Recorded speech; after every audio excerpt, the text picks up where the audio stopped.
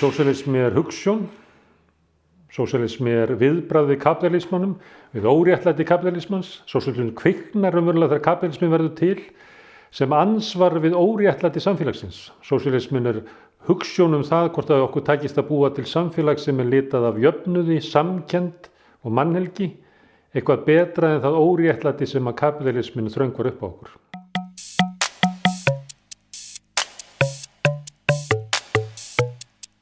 Nýfrjálshyggja náttúrulega safnhaugur hugmynda, mikið til dellu hugmynda, kenninga sem löngu farnar en fyrst og fremst kannski trúarsetningar sem byggðu upp á því að hinn sterki væri sá sem að héldi upp í samfélaginu. Að okkur bæri að létta byrðum af hinnum ríku og færa þær yfir á eina fátæku, að taka byrðarnar af þeim sem gátu borið þar yfir á þeim sem gátu það ekki. Hugmyndin var svo að með því að skapa rými fyrir hérna sterku og ríku að þá myndu þeir búa til meiri auð og meiri velsæld í samfélaginu sem myndi smátt og smátt hríslast niður til allra hinna. Þetta gekk ekki eftir, þannig að ríkið átti ekki efni á það að halda upp í velferðarkerfi eða byggja upp innviði þegar tapaði tekjunum frá hennum ríku. Þess vegna voru ríkin skuldsett og þegar voru svo skuldsett að stór hluti af tekjunum fór í það að borga vextina, þá kom krafan það að selja ríkiseignir því að rétt bráðum myndi hagurinn af því að létta skattbyrði að hinu ríku skila sér í auknum skattekjum. En það gerist ekki og þess vegna þurfti að fara að skera niður þjónustuna, það þurfti að fara að rukka sjúklinga komugjöld sem bara skattheimta í staðinn fyrir að skattleggja hennar ríku, þá sjúklingurinn skatlaður þegar hann kemur og leggst inn á spítalann.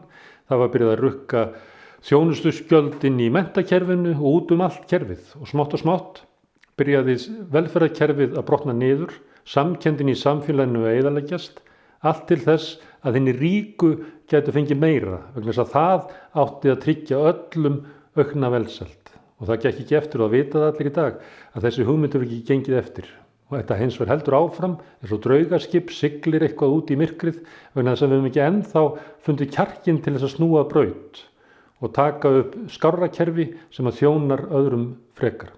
Og þetta skárra kerfi hefur alla tíð heitað sósíalismi. Þess vegna sósíalismin svarið við annmörkum nýfrjálshyggjunnar.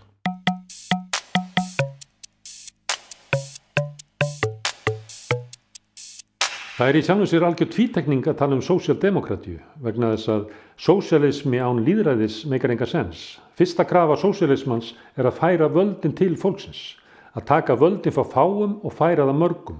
Þannig að fólk hafi vald á einn vinnustað, vald í einn skóla, vald í einn hverfi, vald í einn nærumhverfi og hafi einhverja stjórn á því hvernig samfélagið sem það lifir í. Það krafa sósíalismans. Og það eiginlega óhugsandi að hugsa sér sósíalisma án lýðræðis. Alveg eins og það algjörlega óhugsandi að hugsa sér lýðræði án sósíalisma.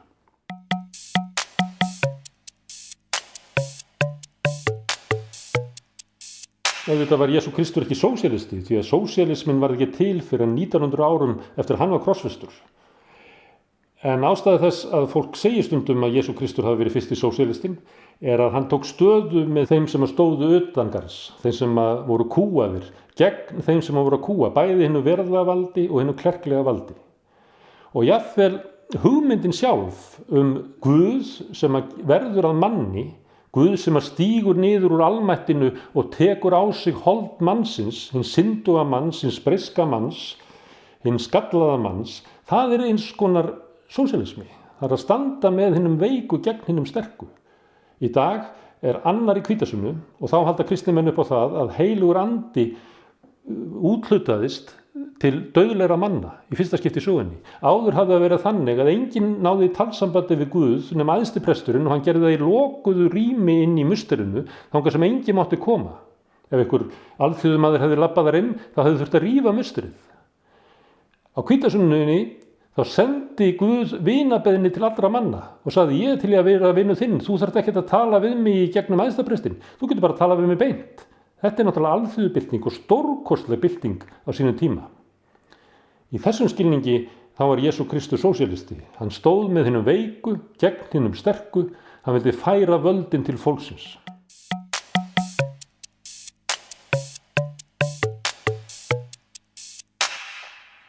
Það má nota markaðinn til margra hluta en það alveg fráleitt að halda því fram að hann komi alltaf með bestu niðurstöðuna. Við getum séð þetta á húsnæðismarkaðnum í Íslandi í dag, þar sem að fjöldi fjölskyldna ofurselt stórum leigufélögum sem að murkar úr því lífi með sífellt hærri leigu, þar sem að unga fólkið kemst ekki að heiman vegna þess að það hvergi til húsnæði og það ómögulegt að leigja og það ómögulegt að kaupa. Þetta ástand var búið til vegna oftrúar á markaðnum. Íslendingar seldu frá sér félagslega íbúðakerfið vegna þess að þau trúðu að stjórnmálamenn, verkalýðsfélög og hinn félagslegi vettvangur gæti ekki leyst húsnæðismálin, heldur verið að markaðurinn einn sem að gæti gert það. Og niðurstaðan algjör hörmung. Markaðurinn svæði þar sem að hver króna hefur eitt atkvæði og þar stjórnar alltaf sá sem á mesta peningin.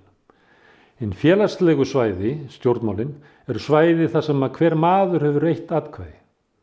Það hinn lýðræðislegi vettvangur til að taka mikilvægar ákvarðanir eins og húsnæðismál. Markaðurinn ekki svæði til að taka mikilvægar ákvarðanir hvernig við ætlum að byggja upp samfélagið sem við viljum búa í.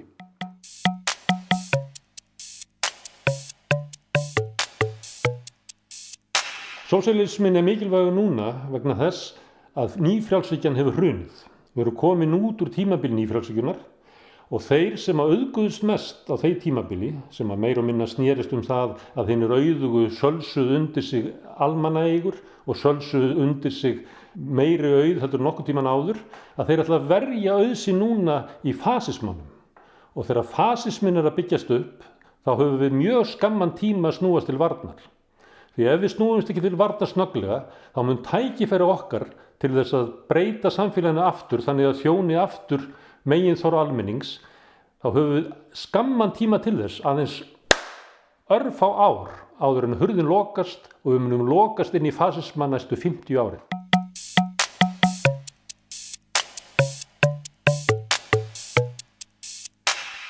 Frekar erfitt að halda því fram vegna þess að það sem gerðist á síðustu árum 20. aldarinnar var það að nýfrjálshyggjan var algjörlega ríkjandi hugmyndakerfi. Hún var ekki bara stefna Sjálfstæðisflokksins og aðra hægri flokka, heldur smaug hún inn í verkalýðshreyfinguna og arftaka hinna sósíalísku flokka.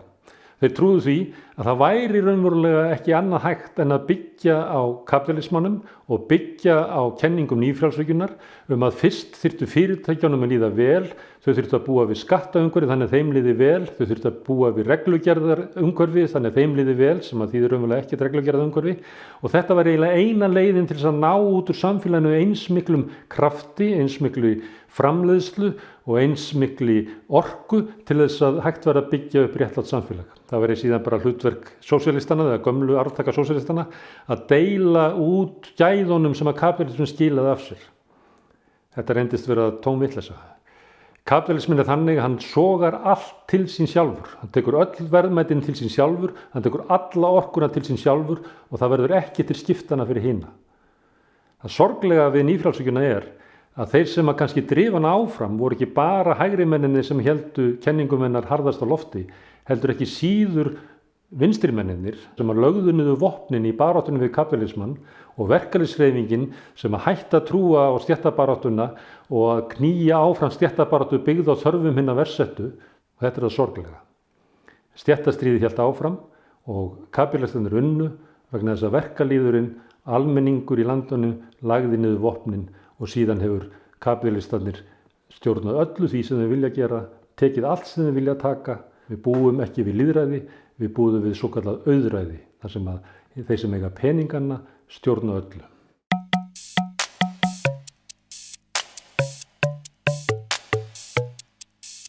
Nei, sósíalistar ekki á móti eignarrétti, en sósíalistar hafa allt aðrar hugmyndir eignarréttin heldur en kapítalistarnir.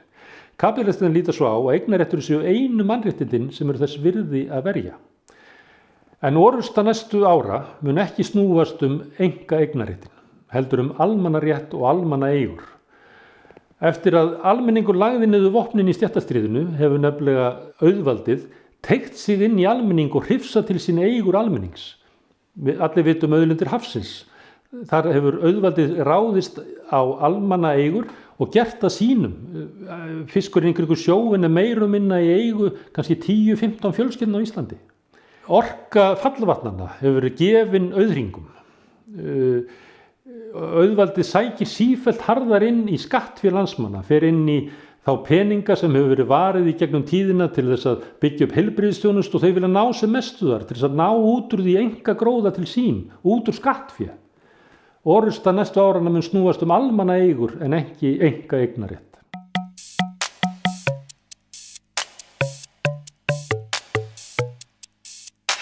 Já, það geisar stéttastríð. Vandamálið það að síðastliðin 30-35 ár höfum við látið eins og stéttastríð séð eitthvað sem að tilyrði fyrri hluta 20. aldar og það eigi ekkert erindi inn í nútímann. En þetta alrangt.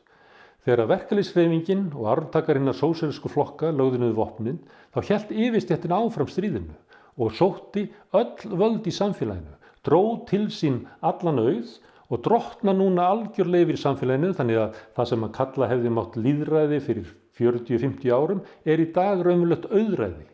Auðstéttin hefur náð öllum völdum. Og hvernig birtist stríðið í dag? Það birtist til dæmis í því að lífslíkur fátækra Bandaríkjamanna, verkalýðsins í Bandaríkjunum, eru núna minni en var fyrir 40 árum. Þeir sem eru ungir í dag og eru svo óheppnir að vera fastir inn í lágstéttin í Bandaríkjunum geta búist við að lifa skemur en foreldrar sínir. Þannig birtist stéttastríðið. Það stríð gegn hinum fátæku. Og hinum fátæku hafa enga málsvara lengur vegna þess að verkalýðshreyfingin og arftakarinn af sósíalísku flokka hafi kosið að verja ekki lágstéttina, heldur hafa þeir kosið að sækina miðjunni, taka upp vinsæl mál millistéttarinnar og heyja sína baráttu þar sem að þeir getu unnið þá sigra sem að hástéttin til í að skaffa þeim.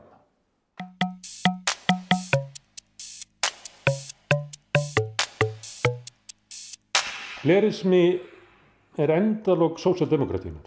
Sósíaldemókratían byggðist upp á samkomulagi verkalýðshreyfingarinnar og stjórnmálaflokka hennar vegum við atvinnurekendur hvernig þetta skipta gæðum þeim sem yrðu til í atvinnulífinu og í fyrirtækjunum.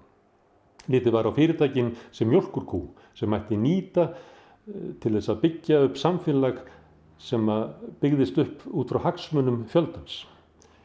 Síðan breyttust hugmyndir okkar hvað væri fyrirtæki og við fórum að trúa því að eina leiðin til þess að líta á fyrirtæki væri að horfa á það sem eign hluthafa sinna.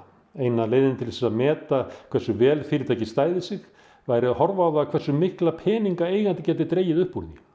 Og í stað þess að lagaumhverfið og skattastefnan snerist það að draga sem mest að gæðum út úr fyrirtækjunum almenningi til heilla í gegnum skattkerfið eða til þess að aftra því að þeir gengi á réttindi starfsmanna sinna, að þá var farið að horfa einvörðungu á fyrirtækin þannig að það væri að styðja þau í því að draga sem mest að verðmætum upp til eiganda sinna. Og blerisminn sósíaldemókratía sem sætti sig við þetta. Blerisminn sætti sig við það að atvinnulífið sé rekið fyrst og fremst með hagsmuni eigenda fyrirtækjanna leiðarljósi, en síðan þá litlu skatta sem að fyrirtækin greiða og þá litlu skatta sem eigandað þeirra greiða inn í samfélagið, þar ætla Blair og félagar hans að deila út með betri hætti heldur en íhaldsmennirnir og kapítalistarnir. Skiljanlega þá leiddi þetta til algjörs hrun sósíaldemókratíunnar í Evrópu, eins og við erum að verða vitni að núna. Gömlu sósíaldemókratísku flokkar, ekki bara Samfylkingin, að leysast upp í frumyndi sínar vegna þess að þau hafa tapað inntaki sínu, tapað hinni sósíalísku arfleifð, fyrst með stéttarsátt sósíaldemókratana og síðan með algjöri stéttauppgjöf bleiristana.